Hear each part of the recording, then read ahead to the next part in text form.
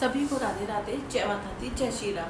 आज मैं आपको बताने जा रही हूँ बेसिक वास्तु रेमेडी फॉर आपके प्लैनेट्स, आपके ग्रहों के लिए कि आपको कौन से क्या करना चाहिए जिससे कि आपके ग्रह अच्छे हो सकता है कि आपको अभी उल्टा दिख रहा हो, तो उस चीज़ को इग्नोर करना, क्योंकि मैं वर्बली बोल कर भी बता रही हूँ। ठीक है, सबसे पहले राहु, जिसका भी राहु खराब हो तो उसको सबसे बड़ी रेमेडी उसके लिए यही है कि उसको अपने टॉयलेट खुद साफ करने चाहिए।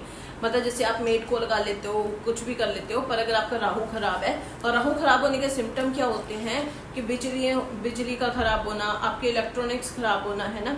तो उसमें बेस्ट यही होता है कि आपको अपने टॉयलेट को खुद साफ करना चाहिए। राहु अपने आप ही खुश हो जाते हैं अगर आप अपने टॉयलेट को खुद से साफ करते हो। दूसरी रेमेडी जो है वो है वीनस के लिए। वीनस यानी कि शुक्र।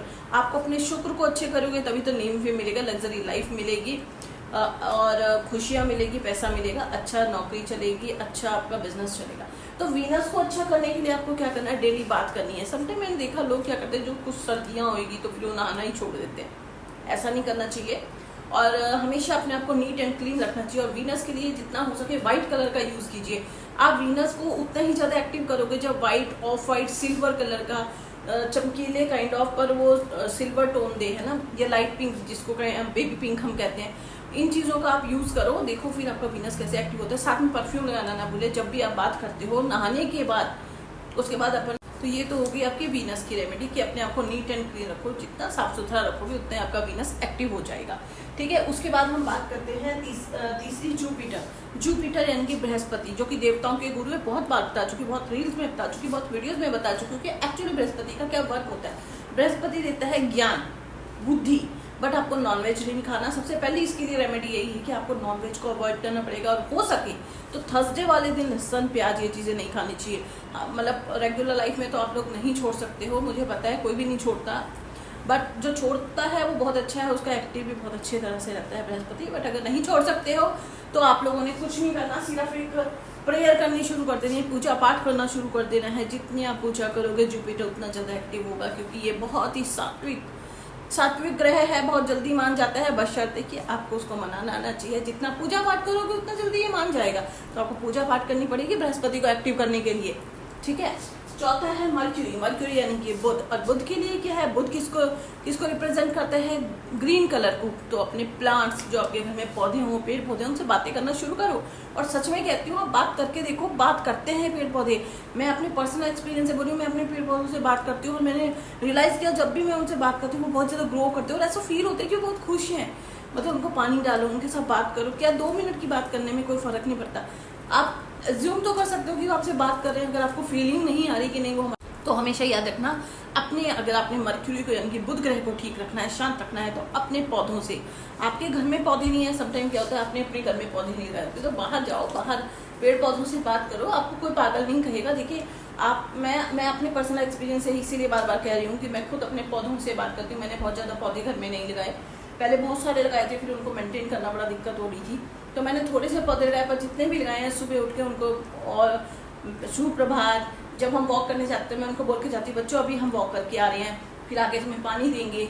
ठीक है, बस इतना सा बोलना है, और तुम खुश हो, बस इतना सा। कोई उनके पास बैठ के अपना दुख नहीं ढूंढना, इतना सा भी बोल दो, आपका मर्क्यूरी खुश होगा। और आप ये देखना, अगर आप किसी दिन इग्नोर कर दोगे ना, कहीं पर ध्यान ना रहे और बात ना करो, उस दिन वो मुरझाए भी फील होंगे।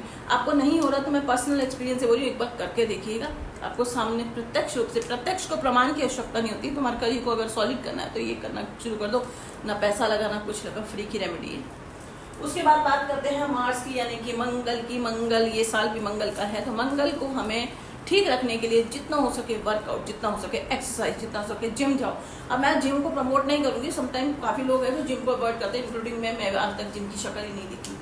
तो उसके इसमें क्या होता है, आप वर्कआउट तो कर सकते हो। आई एम अर्ली राइजर, तो हम सुबह उठ के वॉक करते हैं 1 से 1.5 घंटे की, तो वो भी तो एक वर्कआउट तो है ही ना, एक्सरसाइज है। आप योगा कीजिए, मेडिटेशन कीजिए, ठीक है, वॉक कीजिए, रनिंग करें। तो जितना हो सके अपने मार्स को यानी कि मंगल को एक्टिव करने के लिए एक्सरसाइज कीजिए, रनिंग कीजिए, भागी कीजिए।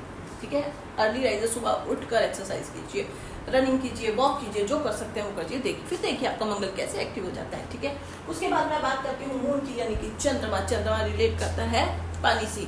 तो जितना हो सके पानी पीजिए, साफ सुथरा पानी पीजिए, मगर जितना हो सके पानी पीजिए डेली रूटीन में। वैसे भी डॉक्टर भी रेकमेंड करते हैं, हम लोग भी लोगों को बोलते हैं कि पानी पियो पानी पियो। वैसे भी आपकी किडनी, लीवर, हर चीज़, हार्ट, सबकी चीज़ों के लिए, हेल्थ वेल्थ के लिए, स्किन के लिए अच्छा होता है पानी। और अगर आप मून को भी एक्टिव रखना चाहते हैं तो जितना हो सके पानी पीजिए। माँ से रिलेटेड है मून। बाकी मैं एक शॉर्टकट रेमेडी और बताऊंगी, पर पहले मैं आपको ये वाली बता देती हूँ जो आप लोग कर सकते हो, ठीक है। तो अपने मून को एक्टिव करने के लिए आपको जितना हो सके पानी पीना है। जितना पानी पियोगे उतना मून एक्टिव हो जाएगा। तो पानी पीना तो फ्री की रेमेडी है, तो उसको करना ना भूलें। उसके बाद हम बात करते हैं सन की, यानी कि सूर्य की। सूर्य को एक्टिव करने के लिए आपको अच्छी और प्राइड, जो भी आपने किया है, अपने अचीवमेंट्स है उसको देखो कि मैंने ये अचीव किया है, उस पर गर्व करो। जितना आप अपने ऊपर प्राउड महसूस करोगे, पर उसको घमंड में कन्वर्ट मत होने देना। जो आपने किया है ना लाइफ में, उसको मतलब ये देखो कि मैंने ये अचीवमेंट्स लिए है लाइफ में, तो वो जो अचीवमेंट्स हैं आप उसको याद करो, उसके बारे में, उसके लिए प्राउड फील करो, पर घमंड ना हो। जब आपको घमंड हो जाएगा, जब आप इगोइस्टिक हो जाओगे, तो सूर्य आपका खराब हो जाएगा और लोग आपसे दूर भागना शुरू हो जाएंगे। तो बेस्ट है गर्व करो कि हाँ मैंने ये किया है, बहुत अच्छा काम किया, अपने को अप्रिशिएट करो, ठीक है। तो इससे आपका सूर्य एक्टिव हो। इसके बाद मैं बात करूंगी केतु की। केतु बहुत अच्छा ग्रह है, बहुत स्पिरिचुअल ग्रह है, बहुत शांत ग्रह है, बहुत इमोशनल ग्रह है। इंट्यूशन लेवल बहुत हाई होती है जो केतु से रिलेट करते हैं। केतु को ना बहुत सारे लोग ना इग्नोर कर देते हैं, पर केतु को कभी इग्नोर मत करना। केतु एक डिपेंडेंट ग्रह जरूर है, वो किसी की सपोर्ट के बिना काम नहीं करता, क्योंकि उसके पास धड़ है, सर नहीं है। केतु है ना, इसकी पूरी स्टोरी बता चुकी हूँ। तो केतु के लिए आपको कुछ नहीं करना, मेडिटेशन करना है। जितनी स्पिरिचुअलिटी लाइन में जाओगे उतना ग्रो करोगे। एस्ट्रोलॉजर, रिसर्चर, अच्छे लोग बनते हैं इस चीज़ के। रिसर्चर जो डेप्थ में जाके, बहुत गहराई में जाके किसी चीज़ की रिसर्च करते हैं, उस टाइप के लोग बनते हैं जो कि केतु को रिलेट करते हैं। तो केतु को एक्टिव रखने के लिए आपको कुछ भी नहीं करना है, घर में बैठ के मेडिटेशन कर लो। देखो मेडिटेशन से क्या हो रहा है, मेडिटेशन के साथ साथ एक्सरसाइज कर लो तो आपका ये मंगल एक्टिव हो रहा है, साथ में केतु मेडिटेशन से एक्टिव होगा। मेडिटेशन के साथ आप एक्सरसाइज भी कर लो, थोड़ी सी वर्कआउट कर लो, तो मंगल भी एक्टिव हो गया। उसके साथ साथ जब आप मेडिटेशन करोगे, वर्कआउट करोगे, तो प्यास लगेगी, पानी पियोगे, तो उससे आपका चंद्रमा एक्टिव हो गया। और जब ये सारे काम करोगे तो आपको अपने ऊपर प्राउड महसूस होगा कि यार मैंने ये काम किए। जब आपको ये प्राउड महसूस होगा तो आपका सन एक्टिव हो जाएगा। उसके बाद हो सके तो थोड़ा अपने पौधों से बातचीत कर लो, उससे आपका मर्क्यूरी एक्टिव होगा। कितनी छोटी छोटी। उसके बाद आते हैं हम सबसे प्यारे, मेरे फेवरेट सैटर्न, शनि की। सैटर्न को एक्टिव करने के लिए की पेशेंस, शांत रहो, कुछ भी करने की जरूरत नहीं है। जितना आप टॉलरेट कर सकते हो, जितना आप सहन कर सकते हो, उतना करो।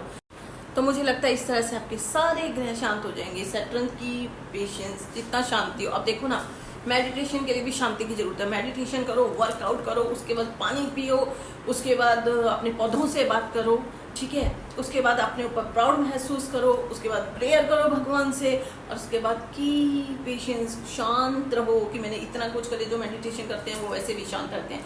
तो ये रेमेडीज करो। देखो इन्हीं चीज़ों में सब कुछ है।